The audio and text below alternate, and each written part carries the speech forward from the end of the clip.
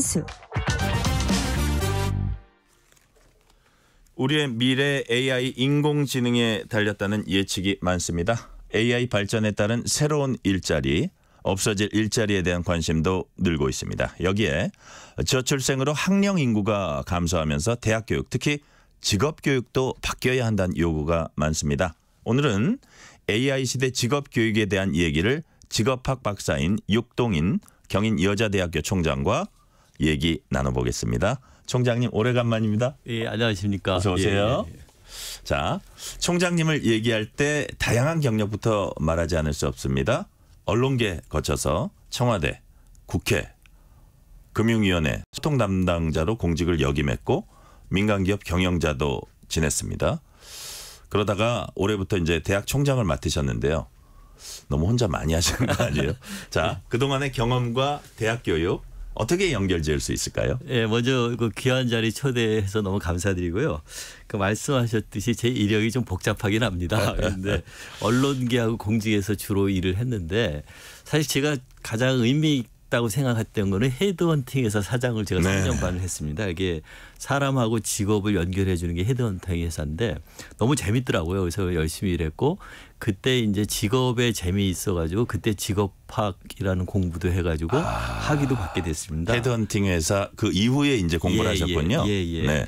그래서 제가 나중에 이제 그 다양한 직업을 경험을 했고 직업학이라는 걸 공부하면서 그 직업 선택에 대해서 어드바이스를 해줄 수 있다는 거 그런 경험을 살렸기 때문에 학교에 온 게 너무 감사한 일이고 그래서 그런 걸 살려가지고 우리 학생들이 자기 적성에 맞는 일을 선택을 해가지고 행복한 직업 생활을 하고 사회에 보탬이 되도록 그렇게 좀 가르치고 싶습니다. 그러니까 제가 보니까 건강 다음에 직업만큼 중요한 게 있나 그런 생각이 이제 드는데 자, 초저출생 문제가 심각합니다. 궁극적으로 국가 존립에 관한 문제이기도 한데요. 실제 학령 인구가 줄면서 대학에도 뭐 어느 시점에 직접적인 위기가 찾아올까요? 지금 벌써 위기입니다. 그렇죠. 그러니까 작년에 그 전체 그 대학 모집 학생 수가 51만 명이었거든요. 네. 근데 작년에 대학에 들어오는 대상자가 40만 명 정도입니다. 네네. 벌써 10만 명 차이가 나고 그리고 지금 올해 작년에 태어난 아이들이 그 23만 명입니다.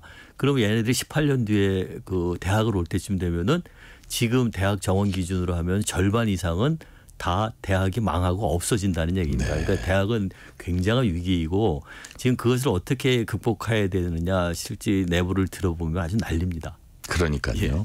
저도 이제 대학 교수하는 친구들 얘기 들어보면 대학에서 학생 유치하는 거 이게 정말 장난이 아니고 대부분 대학이 사실 국내 그 학생만 갖고 유지해 나가는 데는 별로 없고 대부분 대학이 막 중국이나 이런 데서 많이 유치를 하더라고요. 자, 학령 인구 감소는 대학 재정 문제로 이어질 수밖에 없습니다. 이 때문에 요즘 대학들이 제가 말씀드린 대로 외국인 유학생 모시기에 이제 적극적이라고 알고 있는데 우선 경인여대는 상황이 어떻습니까? 지금 다 똑같거든요. 그래서 지금 외국인 유학생 없이는 어느 대학도 살아난 게 없습니다.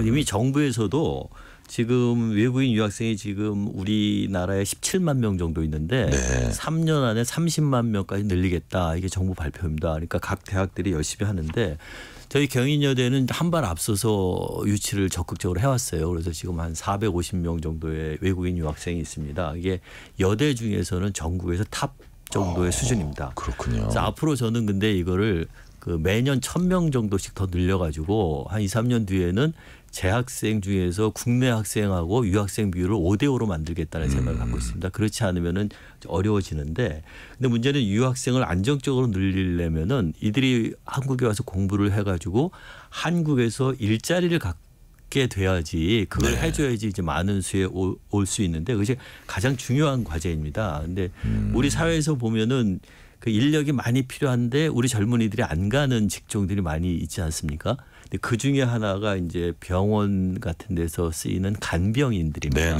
그 간병비가 요즘 더 나오잖아요. 그런데 힘든 일이니까 안 하려고 그럽니다. 근데 이제 동남아나 이제 무슨 스탄 국가의 학생들 정도면은 한국에 와서 그런 일을 하고 일자리를 잡을 수 있다면은 오겠다는 학생들이 많이 있습니다. 근데 그런 거는 이제 기술도 가르쳐야 되고 필요한 한국말이나 한국 문화를 알려야 되니까 바로 와서 일을 할 수도 없어요. 와서 교육을 배워야 됩니다. 그래서 저희는 이제 그런 학생들을 유치해서 저희 학교가 또 간호대가 굉장히 유명하고 네네. 보건의료 쪽이 강합니다. 그래서 네네. 그런 인프라가 갖춰 있기 때문에 그런 학생들을 유치해서 그런 기술을 간병 기술을 가리키고 한국말과 한국 문화를 가리켜 가지고 이 학생들이 인근에 있는 병원이나 시설이나 이제 기업으로 가가지고 일을 할 수 있도록 그런 준비를 좀 많이 하고 있는데요. 그렇게 되면 이제 학교도 살아남게 되고 그 병원이나 시설이나 기업들도 살게 되고 경쟁력을 확보할 수 있고 그리고 이 친구들이 이제 거기에 정주하게 되면은 지역도 살고 있고 그러면 이제 인구 소멸이니 지역 소멸이니 이런 것들을 좀 막을 수가 있고 그래서 굉장히 이거 국가적인 문제일 겁니다. 그래서 그러니까요. 저희들은 이제 그런 그 학교도 좋고 기업도 좋고 국가도 좋은 그런 거기 때문에 좀 잘해보려고 굉장히 열심히 노력하고 있습니다. 지금 보니까 뭐 간병인이나 아니면 간호사나 이런 걸 꿈꾸는 외국인 뭐 동남아나 네, 이런 네. 외국인들은 우리 경인여대를 네. 거쳐서 이게 직업 전선으로 나가면 될 것 같다는 생각이 들고요. 제 바람입니다. 네. 자, 직업학 박사시고 제가 아까 말씀하신 대로 헤드헌팅 회사 대표 지내셨습니다. 그간에 이제 다양한 경험이 축적된 전문대 총장으로서 나름 직업 교육관이 있으실 것 같아요. 미래 세대를 위한 직업 교육 어떤 방향으로 지금 나가야 됩니까?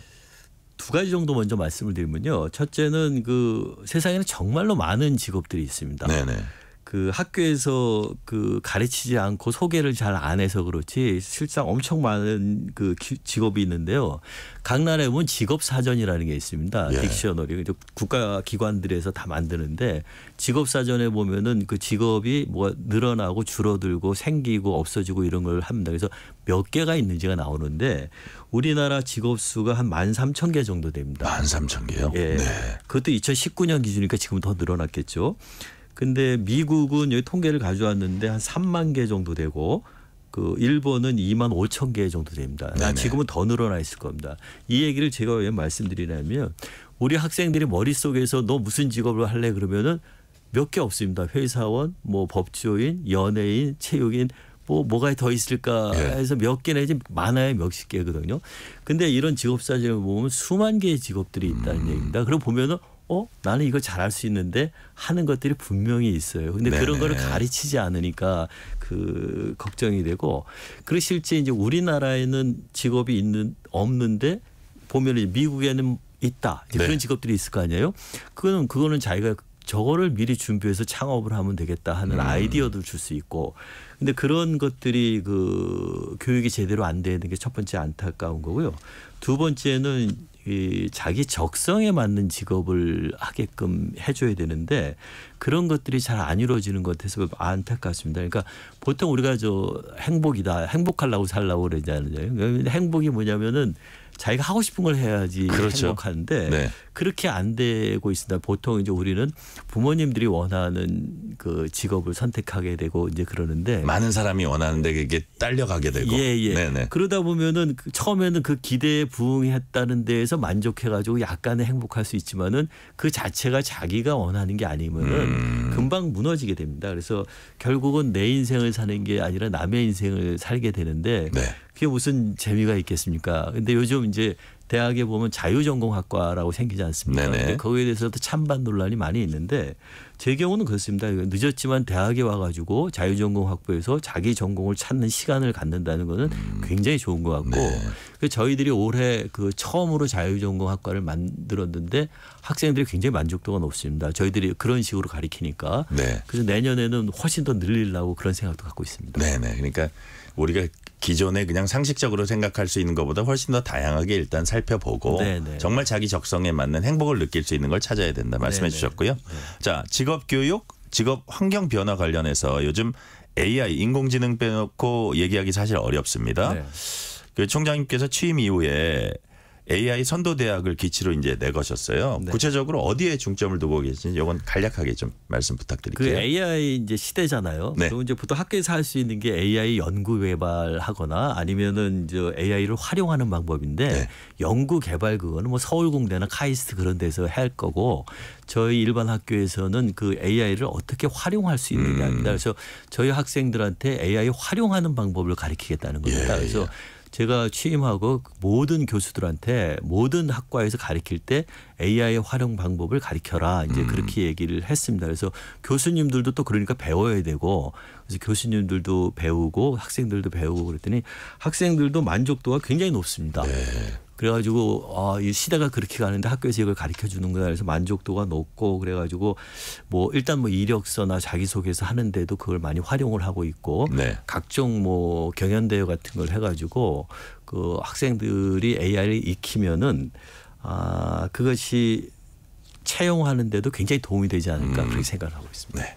자 이제 지금 총장님 말씀하신 거는 AI를 이제 활용하는 건데. 네네네. AI가 기존의 노동력, 기존의 일자리를 대체하는 그런 경우도 이제 많이 있을 겁니다. 그래서 AI와 관련해서 과연 내 일자리가 위협받는 건 아닌가 이제 과연 어느 정도 포션, 어느 정도 그 비율까지 일자리가 AI로 인해서 우리가 지금 줄어들게 되고 위협받게 될 거냐 이런 걱정들을 하는 분들이 많이들 있는데 걱정하시죠. 예, 어떻게 됩니까? 실제 걱정할 수밖에 없는 건데요. 그런데 예. 그 AI가 내 일자리를 대체할 것이다. 근데 제 생각은 조금 다른 게 예. 그 AI가 내 일자리를 대체하는 게 아니라 AI를 활용할 줄 아는 사람이 AI를 활용하지 못하는 사람의 일자리를 대체할 것입니다. 보면 그러니까 우리가 그 19세기에 보면 러다이트 운동이라고 있었지 않습니까? 네. 그게 이제 영국에서 방직 기계가 발명이 되니까 저 기계 때문에 내 일자리를 뺏길 것이다. 그렇죠. 그래가지고 그 기계를 파괴한다. 그래서 맞습니다. 기계 파괴 운동이었는데 근데 어떻게 됐습니까? 결과는 그 방직 기기가 노동 생산성을 놀려주고 그다음 그거를 잘 활용하는 사람들이 시대의 주역으로 떠오르는 겁니다. 그래서 새로운 기술이 탄생했을 때 그거를 얼마나 잘 활용하느냐가 중요하지. 네. 그래서 AI도 같은 효과를 줄 것이라고 생각합니다. 자, AI에 의해서 내가 가지고 있는 일자리가 대체될 걸 두려워하기 전에 네. 내가 AI를 아주 능수능란하게 활용할 수 있는 그런 준비를 해라. 네. 이런 말씀을 하신 거고요. 네. 자, 그렇다면 AI 시대 어떤 직업을 준비해야 할지 좀 AI 시대에 걸맞는 그 좀 유망한 직업이라 그럴까요? 그런 거 대표적인 거 어떤 게 있을까요? 뭐 특별한 직업을 얘기하기보다는 네. 이제 AI 시대가 그 보통 요즘 데이터 크러시라고 합니다. 네네. 데모크라시가 민주주의인데 데이터 크러시, 데이터가 지배하는 세상이 된다는 건데요. 그 데이터 관련 업종들이 무조건 유리합니다. 그러니까 데이터를 그 생산하고 저장하고 유통하고 분석하고 뭐 이런 직종들이 굉장히 유명할 텐데. 네. 근데 이제 저희들이 우려하는 것 중에 하나는 그 변화 속도가 워낙 빠르니까 그 안에서 어떤 직업군이 좋을지 예측하기가 사실 쉽지 않습니다. 그리고 그거에 달려드는 사람들이 세계적인 천재들은 다 거기 달려듭니다. 제가 얼마 전에 그 박영선 장관님께서 여기 와가지고 이제 인터뷰를 하신 거 네, 맞습니다. 근데 그때 박영선 장관님이 말씀하신 기업들을 보면은 전부 다 세계적인 기업들이고 그렇죠. 세계적인 사람들입니다. 근데 우리가 지금 그런 사람들하고 경쟁해 가지고 뭐 어떤 자리를 갈 것이냐 이제 그것도 필요하지만은 전체가 다 그럴 수는 없으니까 네네. 잘 봐야 되는데 우리 같은 사람들이 보기에는 AI 시대에서 반드시 사람을 직업 중에 하나가 뭐냐면은 거꾸로 인간의 감성을 최대한 활용할 수 있는 직업들입니다. 예를 들면은 이제 간호사 같은 직업이겠죠. 예. 그 의사 같은 경우는 지금 의사하고 AI하고 환자를 진단하는데 누가 더 진단을 잘하냐 그러면 이미 AI가 더 진단을 잘합니다. 그러면 의사의 영역이 점점 줄어든다는 얘기 아닙니까? 근데 간호사는 이제 환자하고 감성적으로 교류를 해야 되고 터치를 해야 되고 이러기 때문에 이거는 AI가 할 수 없는 분야죠. 의사와 간호사를 비교 분석을 해 주셨네요. 예, 그래서 앞으로 간호사가 훨씬 더 그 유망한 직업이 될 수 있다는 얘기입니다. 그래서 그런 거를 잘 보면은 우리가 유망한 직업을 어디서 찾을 수 있을까? 가장 인간적인 데서 찾을 수도 있으니까 네. 잘 찾아봐야 될 것 같다 이런 말씀을 드린 겁니다. 3841님이 안녕하세요. 세 자녀 아빠입니다. AI 시대 미래 유망한 직업은 어떤 게 있을지 관심이 많습니다. 저는 현재 프로그램 개발자인데요. 제 자녀들이 성인이 됐을 때도 개발자가 비전이 있을까요?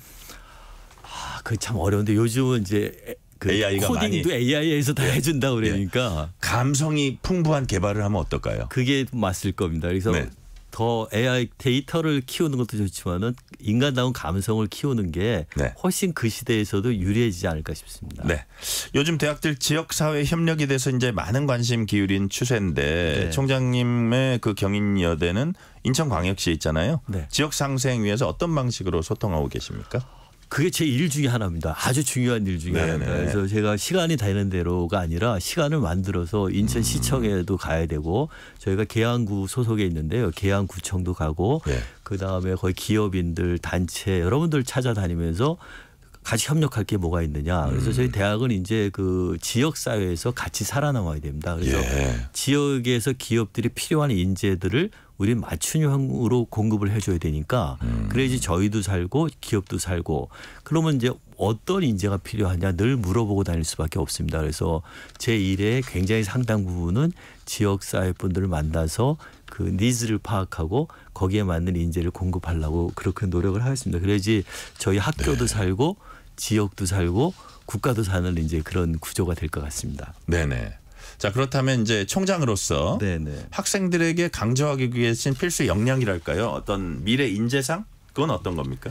결국 보니까요. 제가 뭐 이제 기업에도 있었고 여러 군데서 있어 봤는데 결국 가장 중요한 인재상은 인성인 것 같습니다. 인성. 예, 미국에서도 마찬가지, 서양에서도 뭐 인테그리티 그러지 않습니까? 그게 보면은 정직성, 도덕성, 뭐 진정성 이렇게 번역이 되는데 한마디로 얘기하면 우리말로 인성입니다. 인성 좋은 친구인데 어떤 조직이든지 길게 보면은 그 재주가 많은 사람보다 인성이 좋은 사람들이 있어야지 그 조직이 잘 됩니다.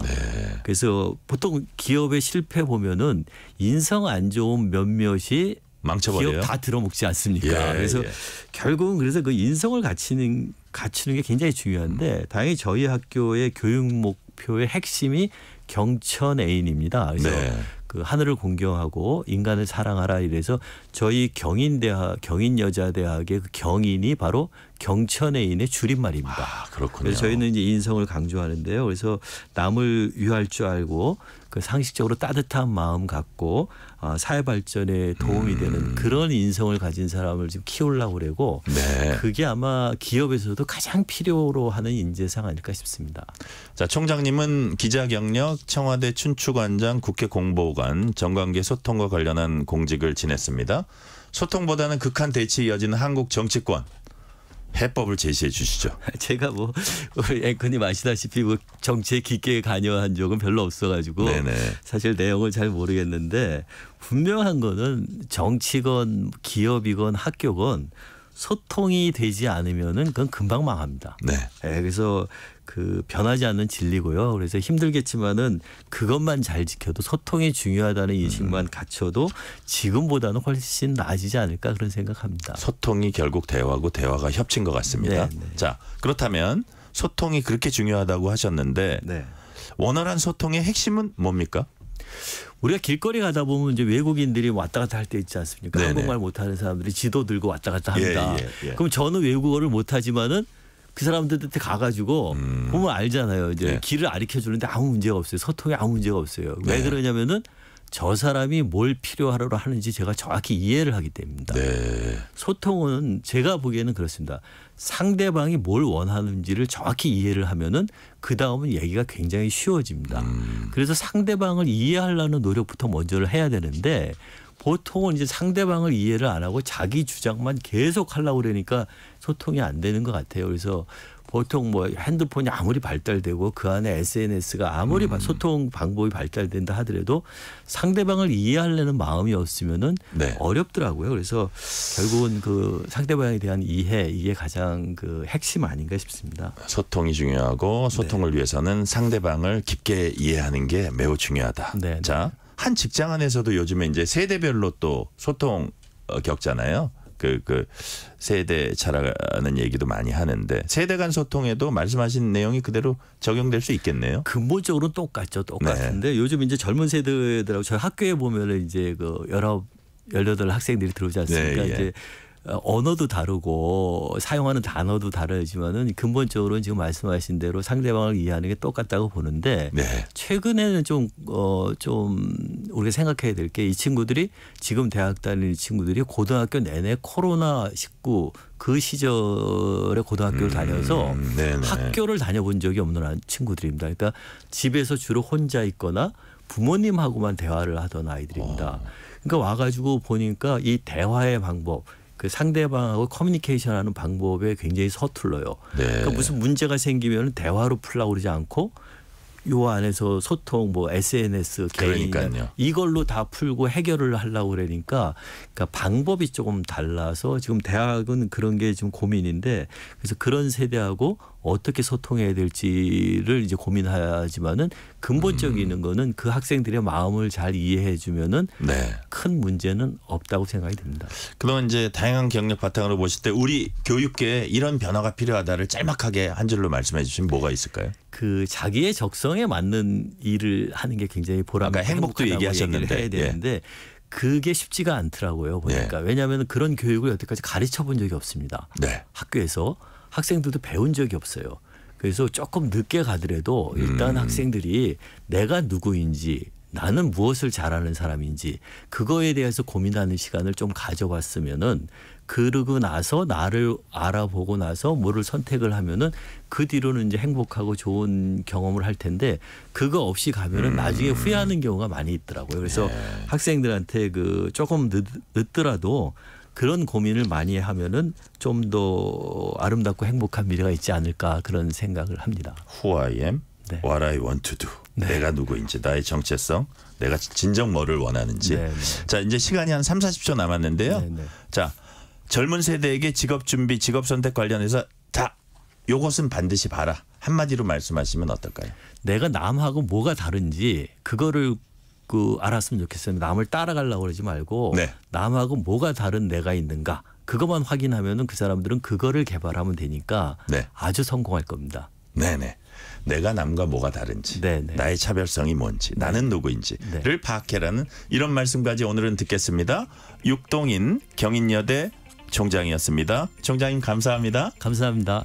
뉴스라터K 1부 순서 마치고 2부가 이어집니다.